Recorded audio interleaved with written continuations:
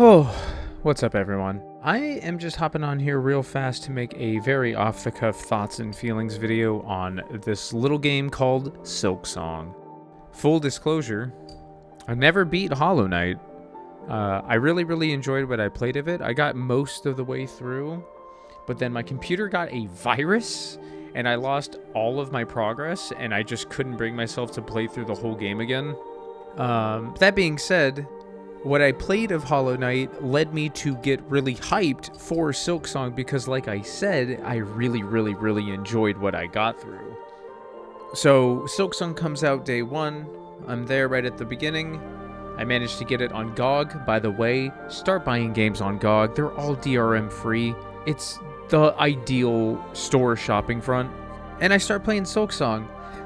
And I gotta say, right out of the gate, not only is this better than Hollow Knight, immediately even, it might be one of the best Metroidvanias ever made, or at least one of the best ones that I've ever played.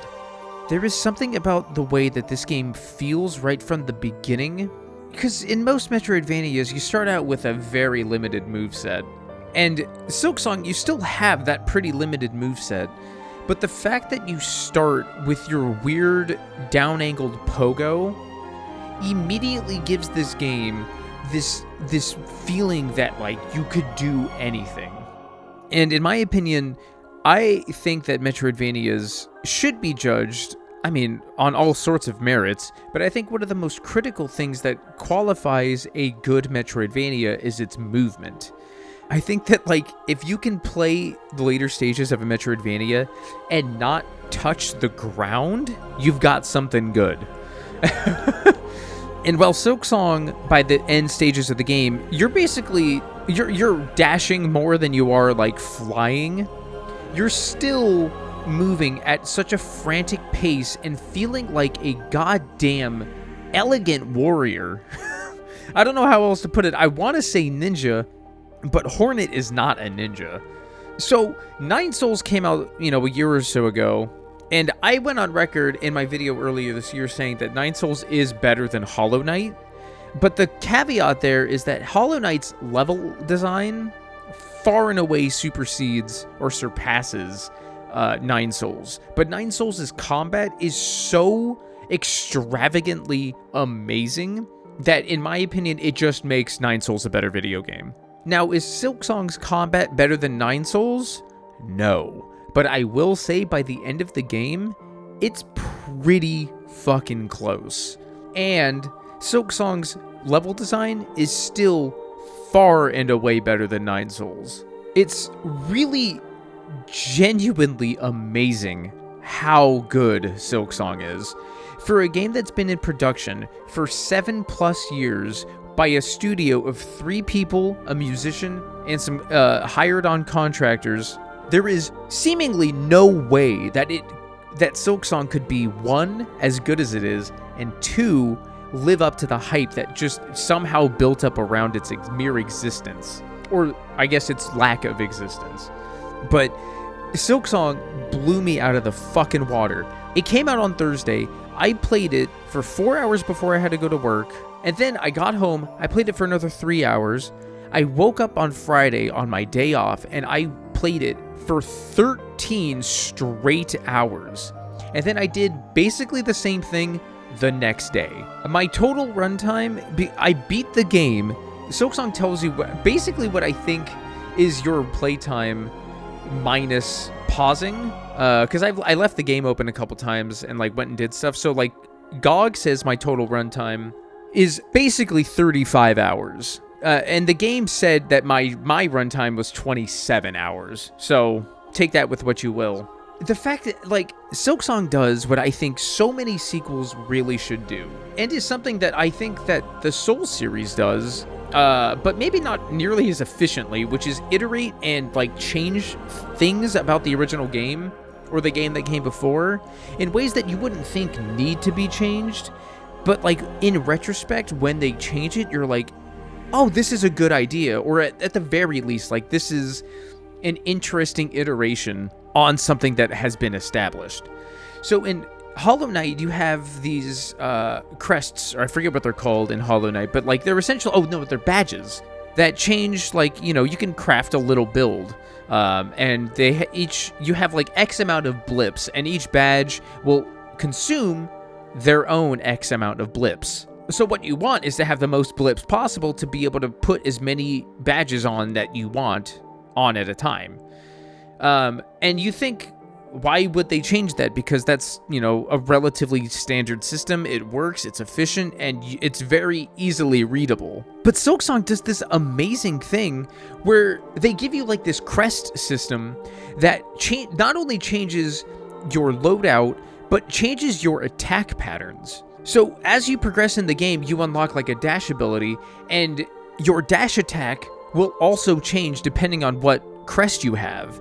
So your entire battle strategy will be adjusted depending on what crest you have. You have your standard, just kind of like heavy slash, your down pogo, and then like your dash attack. I think it's like a jump attack or like a leap attack forward.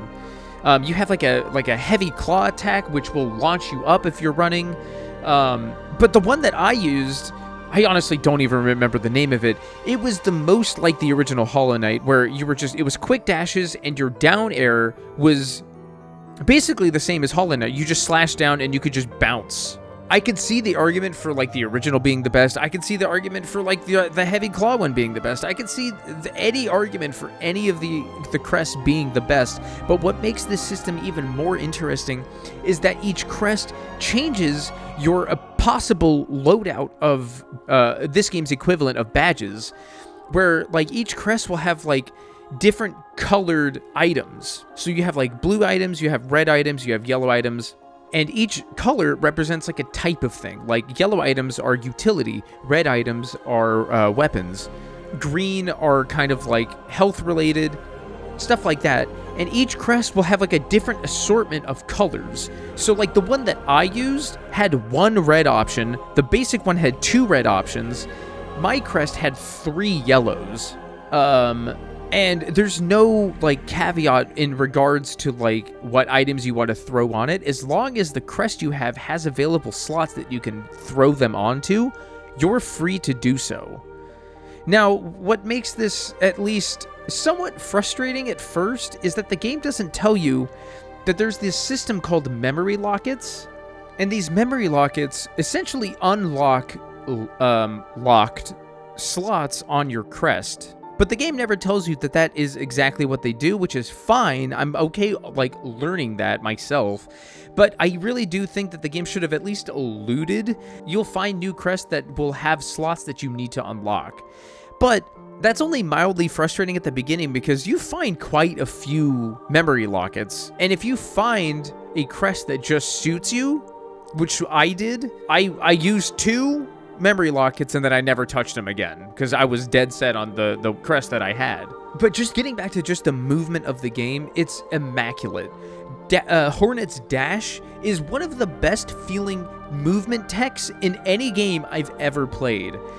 By the end of the game, I was just like flying across the screen. And while, yeah, like I said earlier, I'm mostly on the ground because I'm just running, the tech that the run gives you through that movement is just out of this world.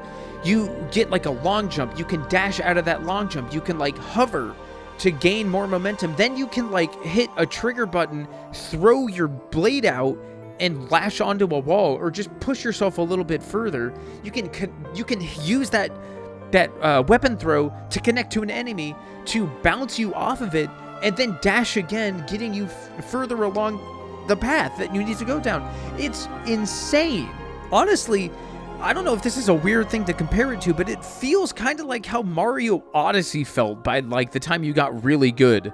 And like, it's gonna be so hard to go back to Hollow Knight from this, because like, while Hollow Knight did have like a really neat rhythm with its like dash thing, where like, if you can nail the rhythm of like dash trigger, like A trigger, A trigger, A trigger, A trigger, A trigger, like that felt really good to get down. But like, streamlining that to just holding a button and then kind of working from that is just, oh my god, it's amazing. Now I want to talk about combat real quick, and like I said at the beginning of the game, the movement, even at its like base level, felt really good. The combat in this game felt really good, mostly because of the pogo. Now, the reason I stopped using the pogo was because I don't know what it was about it, but like the angle always fucked with my head. That being said, though, there were moments in time where I got the angle. I got it down. And to say that it felt good would be an understatement. But I couldn't get it consistent. And I think part of that inconsistency led to an absurd amount of early deaths, which I think is something that I've heard a lot of people talk about in that Silksong is way harder than Hollow Knight is. And from my experience, I do have to agree. Because I died, I wish so desperately that there was a death counter in Silksong, because mine would probably be in like the 120, 150, maybe higher. But like, you get to a point that with the game's combat loop that, especially at the end game, when you get like most of, if not all of your tool set, that like you meet the game on its terms. But at the beginning of the game, it feels like, I mean, yeah, you're learning a new system and you're learning a new game, but like, it feels like you're on the back foot for a majority of the beginning of the game. But I think it's a testament to how much that, at least in my opinion, I didn't mind, because like I said, the combat still felt incredible. Now, I will say, I do have an issue, but one of my very few complaints with this game is that, like, I don't mind there being a lot of floaty enemies, like, right? Like, it's fine. But I do feel that there is, like, at least some level of artificial difficulty with some of the enemies, especially in the early game, because there's so many variations and not even enough of a variety between different enemy types, of enemies that just are little guys that fly around you and you have to just kind of like get to them.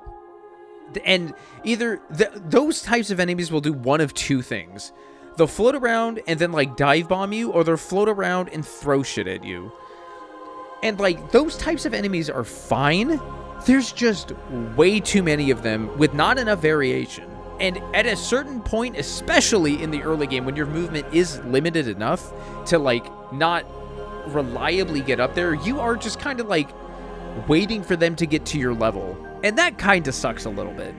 And I do think that adds to the difficulty level that I think a lot of people are feeling and experiencing with especially at the beginning of this game.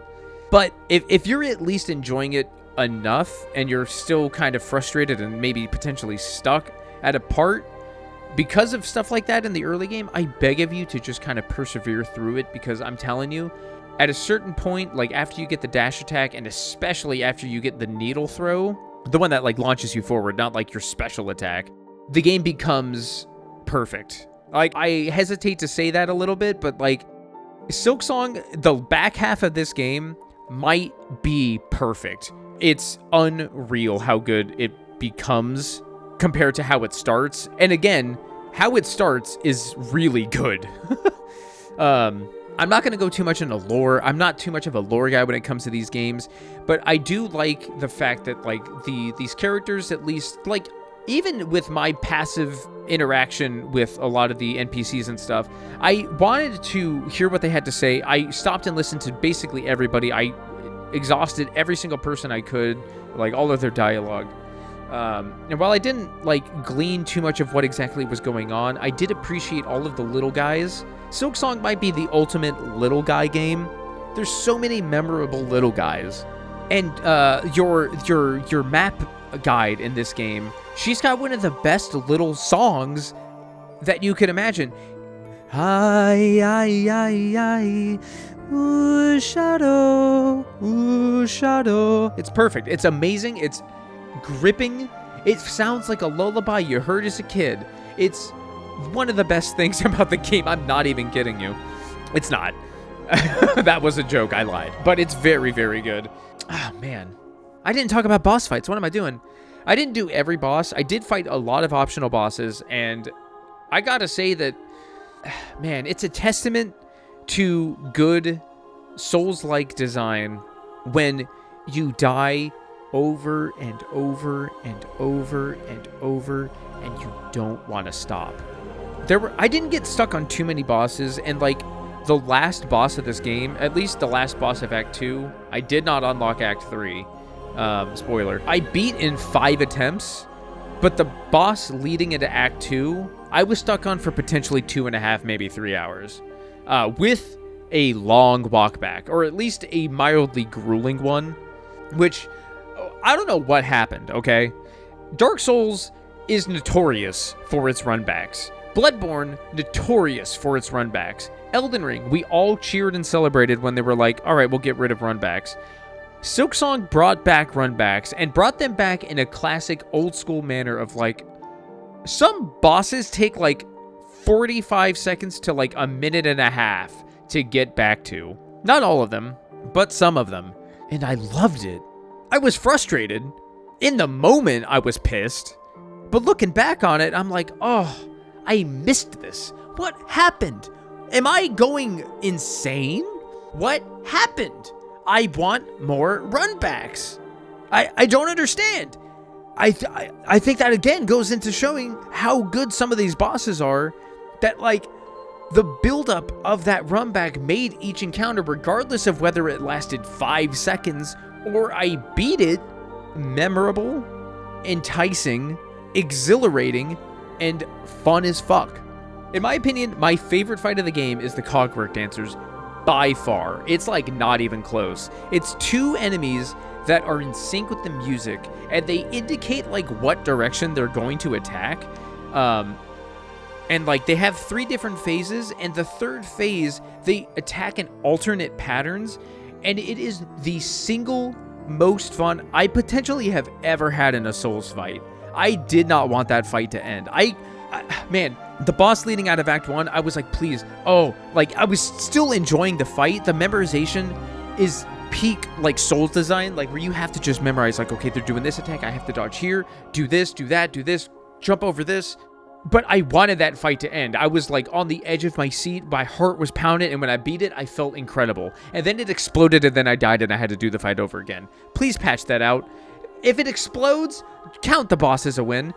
But with the Cogwork Dancers, I would have been completely fine if that fight had 5 phases. It was, just incredible boss design. And while not every fight obviously has that level of excellence, I think even the kind of the annoying ones, like the Savage Beastfly, and the harder variant where it's on top of a lava pit, were still awesome. I need a boss rush mode of this game, or at least a mode where you can just fight the bosses in Silksong. Please, Team Cherry, add this. I beg of you. It's just a really fucking good game. Man, it's so good. I hesitate to give it a 10, because no game's perfect.